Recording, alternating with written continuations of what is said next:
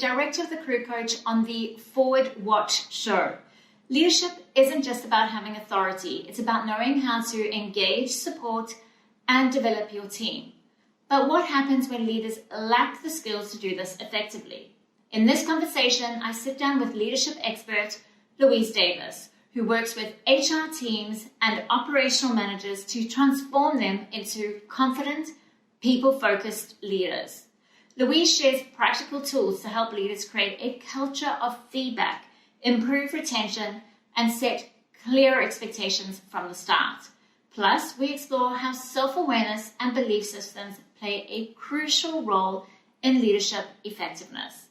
If you have ever struggled with giving constructive feedback or wondered how to create a more engaged crew, this episode is packed with insights you won't want to miss.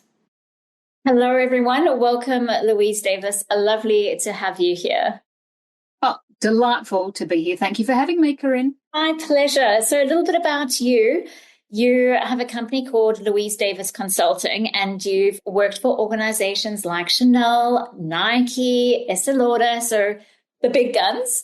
And yeah, tell us about what is your services and how you're able to really get your clients results. I mean, you're in the same field as me in terms of upskilling and loving the human element that comes with running a team. Obviously, we need to focus on the soft skills. So can you tell us a little bit about you and what you do?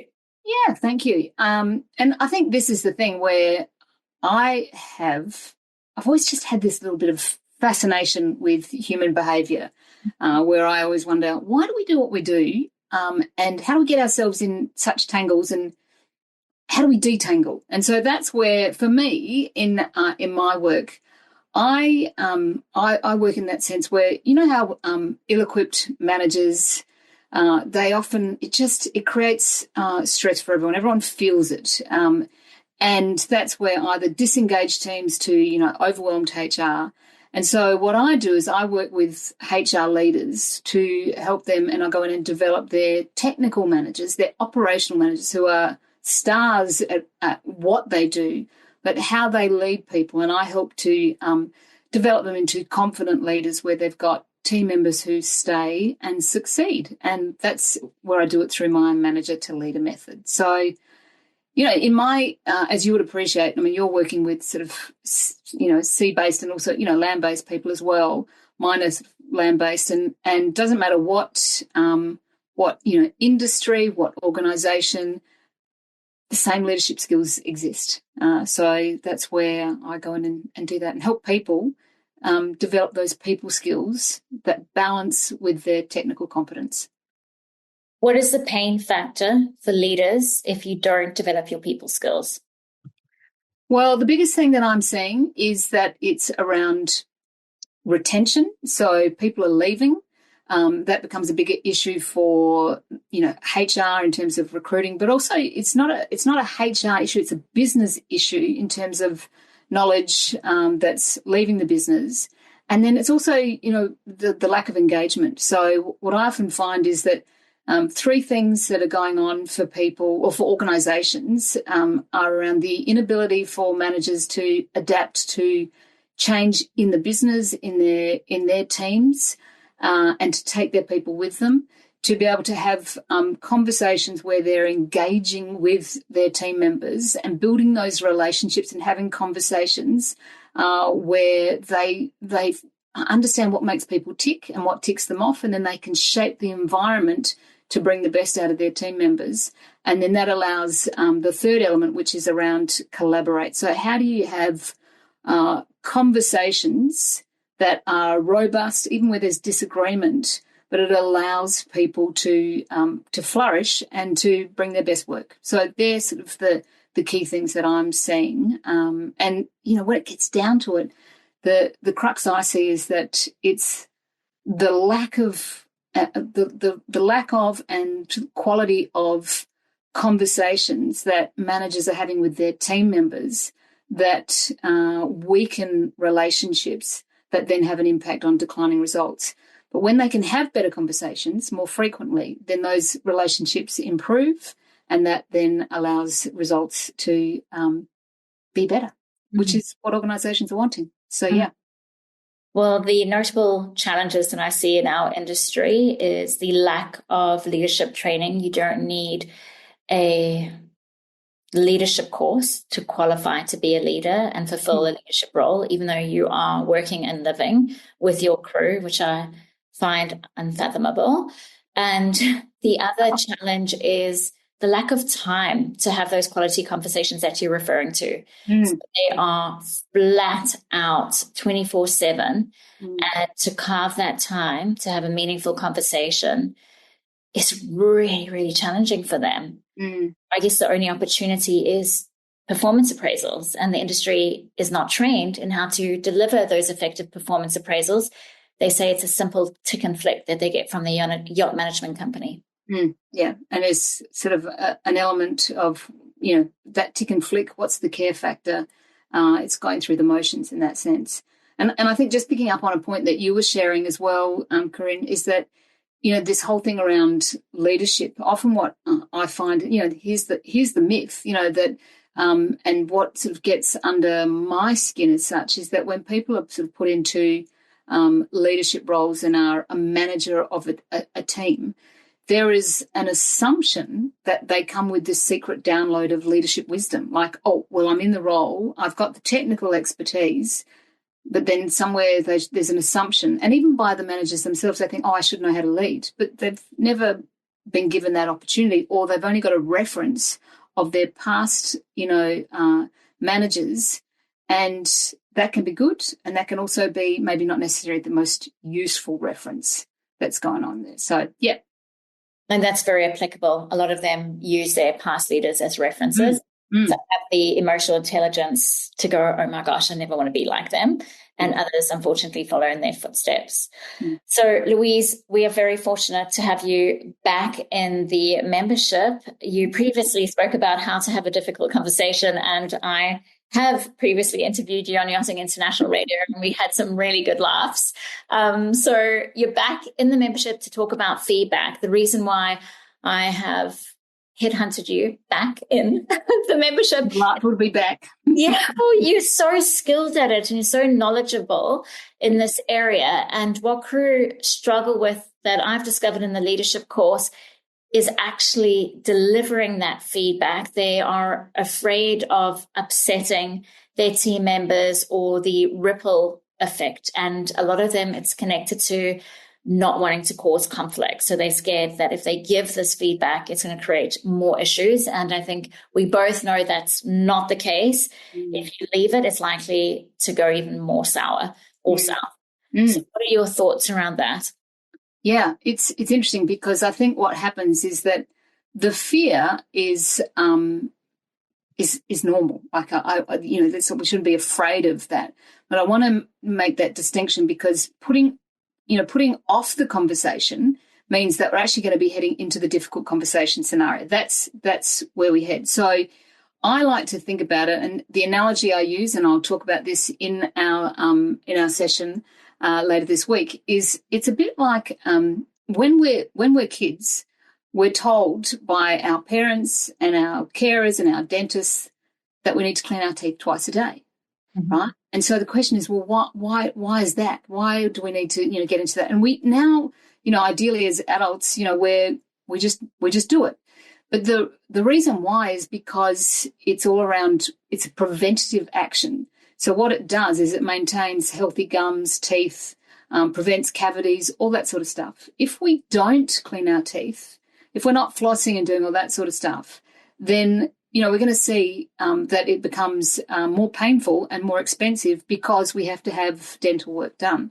And in the same way, it's a bit like feedback, which is if I have those, brief, short conversations that allow me to be able to help someone improve in their role, or someone allows me to be able to improve in my role, then that's like brushing my teeth. But if I'm not brushing my teeth, then what happens is it's going to be, more difficult. And this is where, from a team relationship point of view, feedback is that sort of preventative hygiene factor.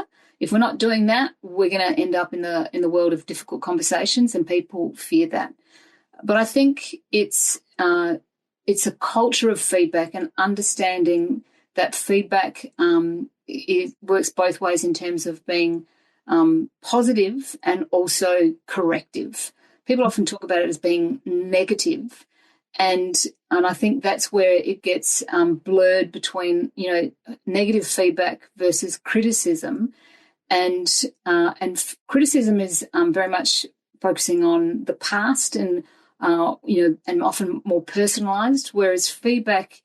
Really, I mean, I've heard people use the term feed forward because it's all around. I love that word. We use it too. Yeah, so it's all around here's what happened. That was in the past, but now it's around how do we move forward? How do you improve going forward? And that's that thing where often what I find, and again, I'll talk about this in our session in more detail, but there are three things that I think that hold people back from having the feedback conversations.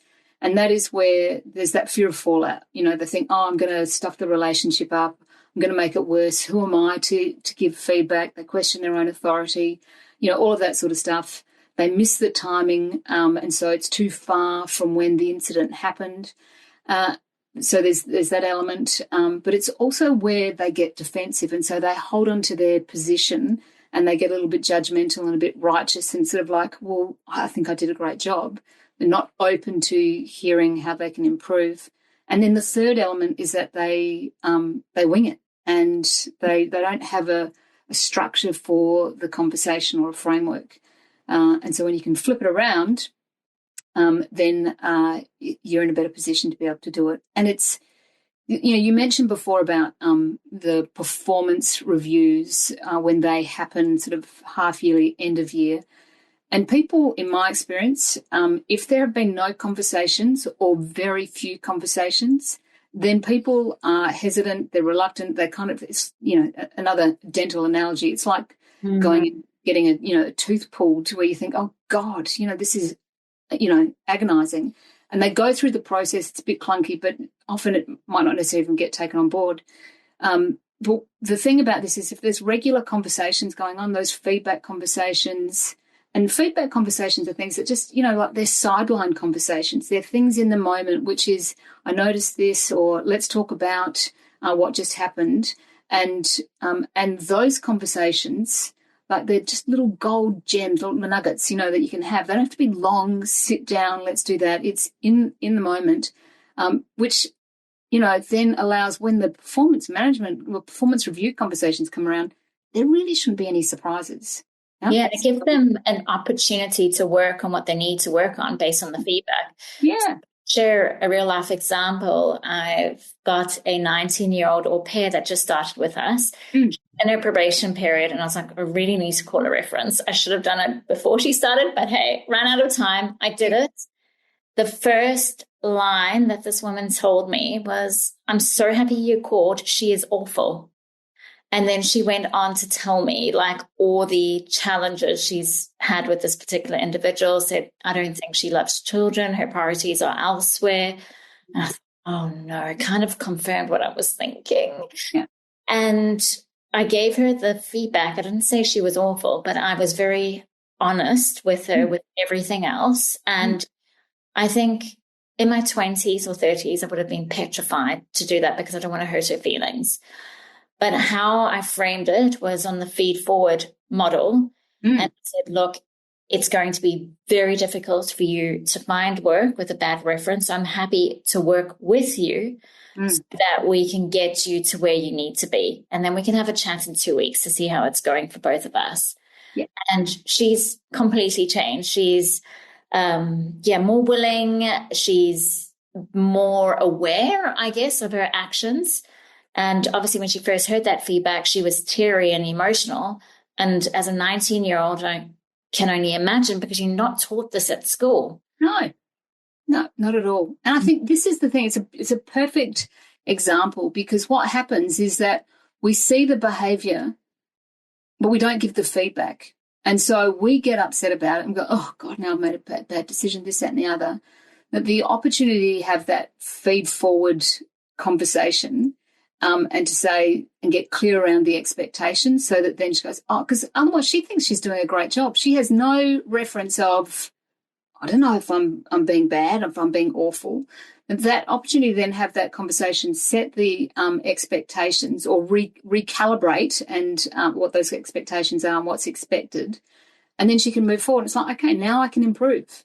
If she doesn't want to do that, then she's got the option to self-select and, see you later, thanks very much. But I think the honest feedback and the emotion that comes with it, that's normal. People often go, I don't want to upset people. I'm like, well, getting upset is a normal human experience. So you can't avoid the upset. And that is a way of them being able to go, okay, well, how do I take that on board? And then be able to go, all right, this is what I need to do. It's the emotional experience is a temporary one. And it allows people to be able to get informed by their emotions and say, okay, so how do I reset?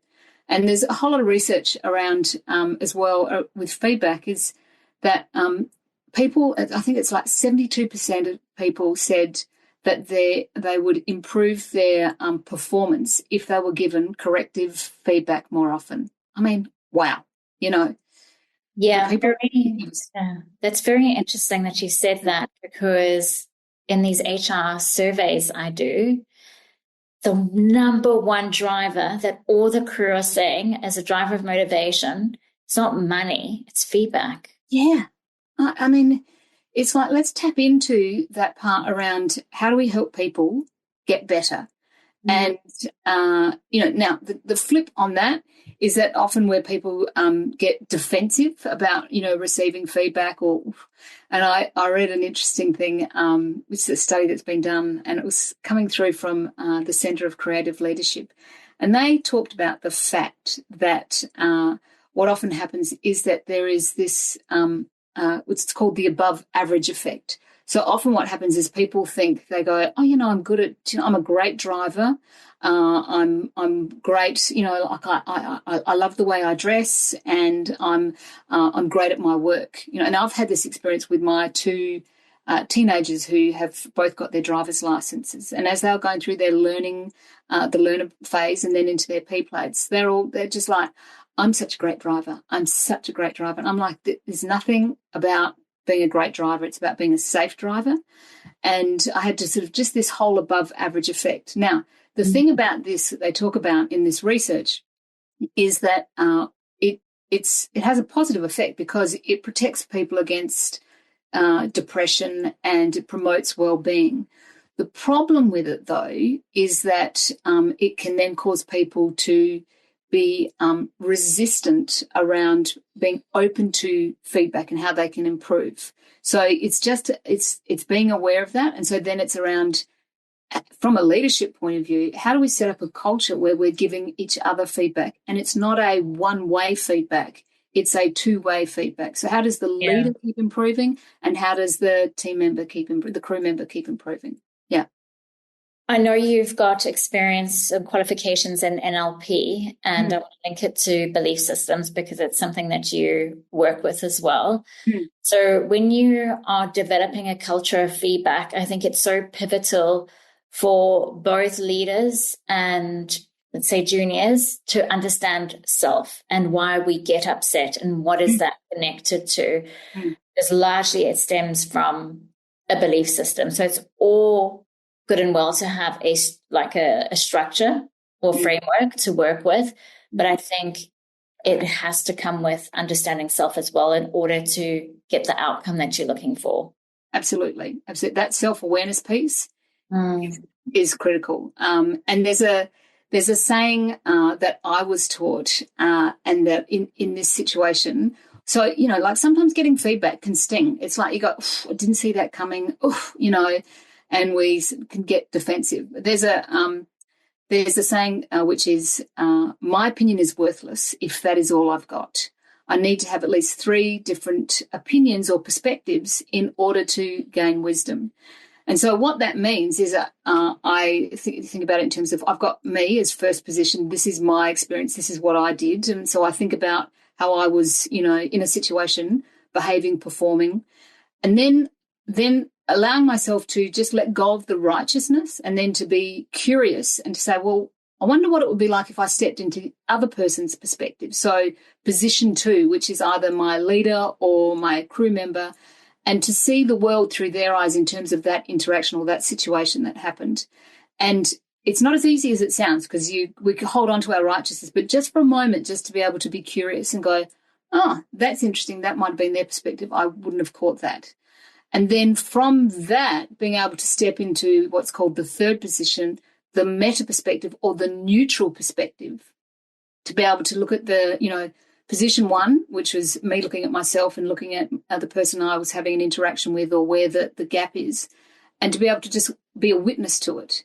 And that brings another level of intel. And so from there, from position 3, I can come back into my perspective and go, all right, how is my view now expanded, and how does that help me as I go forward?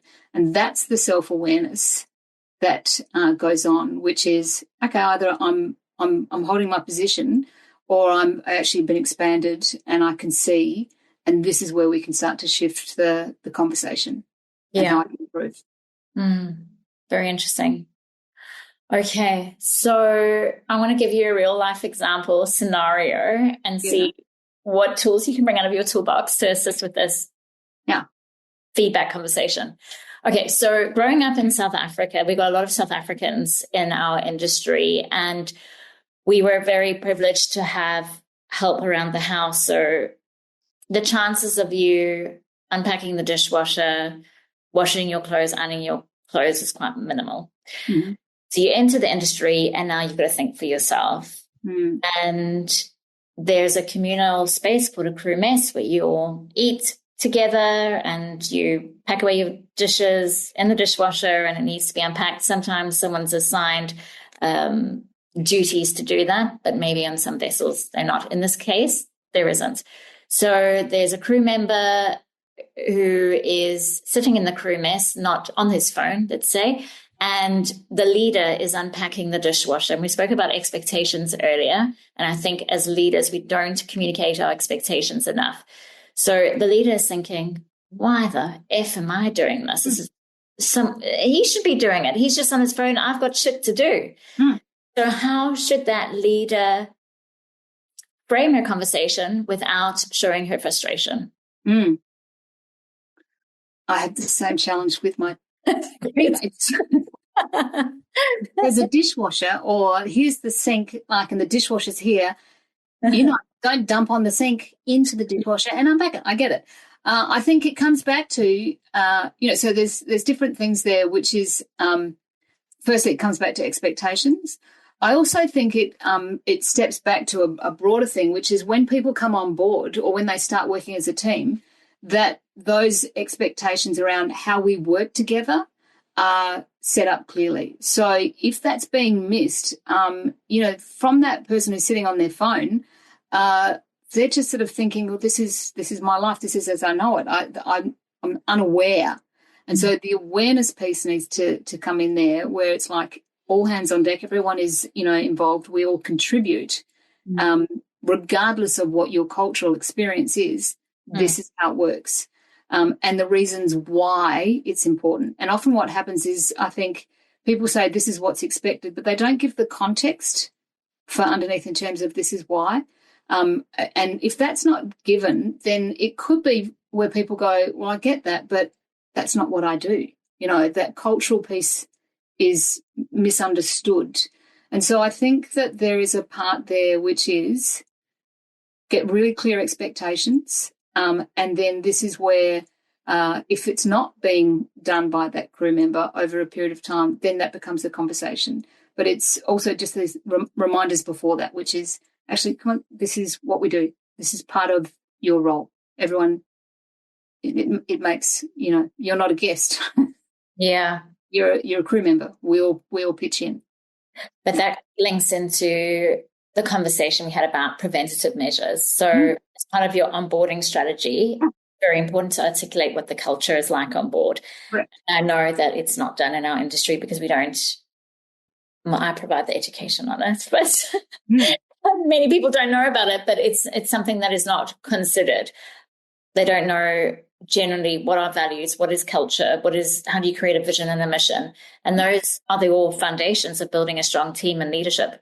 Yeah, I think so. And I think what happens is that, if in that scenario that you're sharing, the leader is emptying the dishwasher, watching a crew member just, flick through socials, and they're having an internal dialogue going, what the hell am I doing this? Like, and so they're getting themselves worked up unnecessarily, without thinking about, I wonder what's going on for this person in terms of why are they not stepping up to do this? What's the piece that's missing in their thinking where they should be going, actually, I need to be on that. And that's the gap that needs to be filled. But what happens is that dialogue that's going on for the leader, they're getting themselves ramped up. So then when they do have the conversation, it's emotionally charged, as opposed to, let me just remind you that when this happens, this is the expectation. This is why I need to see you be able to pick up on it. So, and to be able to understand what's going on that's stopping you from just getting in there. This is what we need to do. Yeah, and I think that's your role as a leader to find out the answer to that question. Yeah. You mentioned you will help managers to become leaders. Can you please tell me the difference between a manager and a leader? Because I feel like a manager would be someone who wouldn't consider the needs of the other person. It's just meeting their end goal. So instead of asking what is going on for this individual, how can I close that learning gap in order for us to arrive at the same expectation? So I think that the manager leader thing, I mean, you could go Google it and there are a gazillion searches that come up on this. I think about it in the context where a manager is someone who's got the technical expertise. They may not necessarily be leading a team, but they may be influencing without authority in that sense. And a leader is someone who's who could be a manager and they've got leadership skills and they know how to work with people. But you can also have a leader who is a crew member who knows how to work people, who knows how to be able to connect and influence in that sense. And so I think that in that whole manager to leader, it's manager to leader, leader to manager, because in some roles, this is where they've got a foot in both camps. They've got a technical operational piece, but they've also got the people side of things. And what I see is there's often an imbalance where it's the technical operational expertise, and then they're having to sort of try and figure out what the people stuff is, and they're doing the best that they possibly can, and often they're flagging, they're failing in that sense, and it can be very discouraging. But just having some structures around how to lead conversations or to pick up on stuff, then it can make all the difference, where it's like, oh, now I understand what's going on with that person. There's that whole thing of coming back to, setting the expectations before we start, because often what I've found, and this comes out of a book from Michael Dungay-Stania, great, he's an Australian guy, he's based in Canada, and his book that he wrote over a year ago now, called How to Work with, in brackets, Almost Anyone. And he talks about the fact that when we come together and start working as a team, and so this would be appropriate as a crew, is that there can be that sort of getting to know each other type of thing that goes on, but it's often quite light touch, and then we get into doing the work. So we're getting the boat, ready, and then we've got guests on board. But in that time, that's where we start actually working with each other and figuring each other out. And then we're working with people who start to push our buttons or who aren't emptying the dishwasher. And we go, what the hell? What's going on? And so this is where the conversation that happens beforehand, which is how do we work with each other, happens, because otherwise what's going on is we're sort of crossing our fingers and hoping it's going to work out. And then, that's where it can get sort of the friction and the fractionating can go on, and it just doesn't become enjoyable. And then you're in close proximity with each other, and you're trying to keep yourself tidy. So, yeah. And I just wanted to add one other thing in there, Karine, as well, about the leaders aren't having the conversations, is that when people know the skills and they're not having the conversations, then they lose the right to whinge. It's like, if you know what you need to do, then have those conversations, have those feedback, conversations early, seek feedback, because otherwise what happens is, it just, better. But if people don't know better, then this is where people get reactive and they they lose the ability to be able to respond and be more solution-oriented. Yeah. Louise, thank you I love talking to you. I can talk to you. I'm so passionate about this subject. Thank you so much. And before you go, 2 questions. What are the gold nuggets you're going to share on Thursday, and how can people find you? Yeah. So if I give you 2, it's I am going to invite people to what I find people go into, should I have that conversation? So it's all, should we talk? But it's a should we talk internal. It's like a bubble conversation that I'm having with myself, not with anyone else.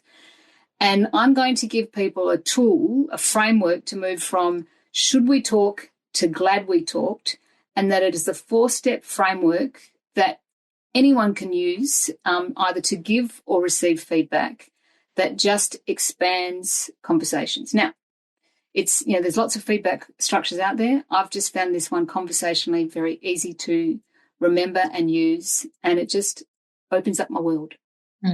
Yeah. Amazing. Fantastic. And then you want that? Be there. Yeah, absolutely.